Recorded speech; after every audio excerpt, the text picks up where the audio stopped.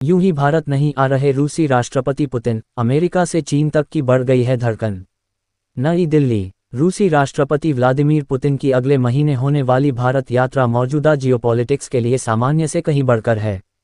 भारत रूस 2-3 वार्षिक सम्मेलन से पहले विदेश मंत्री एस जयशंकर मॉस्को में हैं, तो पुतिन के खास सलाहकार पूर्व रूसी राष्ट्रीय सुरक्षा कलाकार निकोलाई पेत्रुशेव दिल्ली में मुलाकातों के दौर में लगे हैं। जयशंकर जहां अपने समकक्ष सर्गेई लावरोव से मिल चुके हैं, वहीं निकोलाई ने NSA Ajit Doval, maritime security coordinator vice admiral Biswajit Dasgupta और बंदरगाह, जहाजरानी और जलमार्ग मंत्री सर्बानंद सोनोवाल से मुलाकात की है।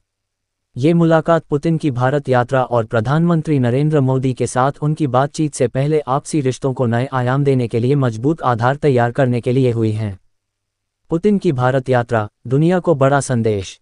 अभी वैश्विक राजनीति जिस मोड़ पर है, इसमें रूसी राष्ट्रपति व्लादिमीर पुतिन की भारत यात्रा ये संदेश देने के लिए बहुत ही महत्वपूर्ण है कि भारत सामरिक, आर्थिक और कूटनीतिक स्तर पर अपनी स्वतंत्र भूमिका निभाने के लिए प्रतिबद्ध है।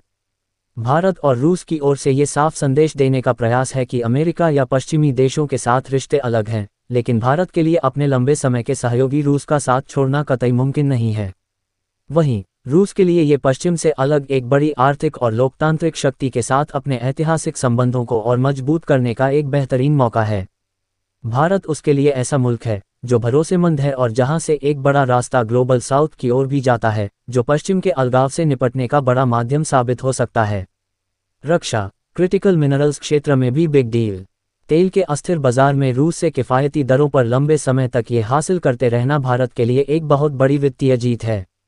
ये भारत के लिए एक व्यावसायिक जीत तो है ही, दोनों मुल्कों की ओर से दूरगामी भू राजनीतिक संदेश भी। दोनों देश क्रिटिकल मिनरल्स को लेकर भी सहयोग कर रहे हैं। यह भारत के स्वच्छ ऊर्जा के लक्ष्य के अनुसार भी है और इलेक्ट्रिक वाहनों के निर्माण और अत्याधुनिक उद्योगों के लिए आवश्यक भी। पुतिन की इस यात्रा के दौरान इसके अलावा रक्षा क्षेत्र में जिस बात को लेकर सबसे बड़ी संभावना जताई जा रही है, वह है 5वीं पीढ़ी के स्टील्थ फाइटर जेट Su-57 को लेकर कोई बड़ा समझौता होने की उम्मीद। भारत रूस के साथ मिलकर Su-57 भी तैयार करना चाहेगा तो उसके मौजूदा उपकरणों के भारत में निर्माण का रास्ता भी निकालने की कोशिश करेगा, ताकि मेक इन इंडिया और आत्मनिर्भर भारत जैसे अभियानों को भी बूस्टर डोज मिल सके।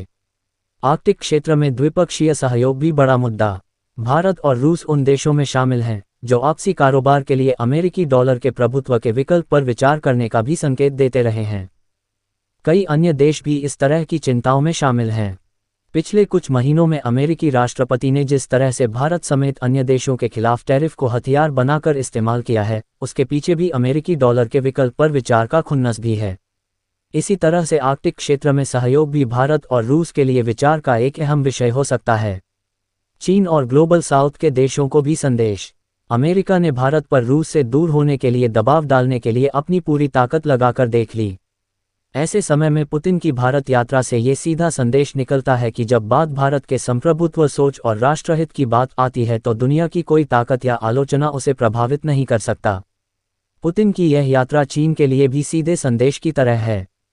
उसे भी मालूम होगा कि भारत के लिए अमेरिकी साझेदारी ही सिर्फ मायने नहीं रखती, अन्य वैश्विक शक्तियों के साथ भी ये स्वतंत्र सामरिक संबंध कायम रखने में सक्षम है।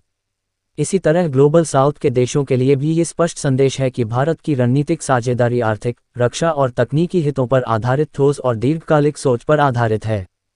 कुल मिलाकर व्लादिमीर पुतिन की यह भारत यात्रा प्रतीकात्मक से कहीं ज्यादा होने वाली है। इस दौरान दोनों मित्र राष्ट्रों के बीच बड़े रक्षा, ऊर्जा और व्यापारिक समझौते होने के आसार हैं।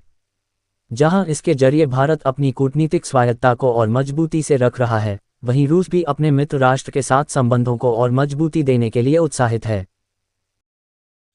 और भी ऐसी तरह तरह की न्यूज़ को देखने के लिए हमारे चैनल को लाइक करें, सब्सक्राइब करें और बेल आइकन जरूर क्लिक करें। इससे हमारे आने वाली न्यूज़ की नोटिफिकेशन आप लोगों को सबसे पहले मिले।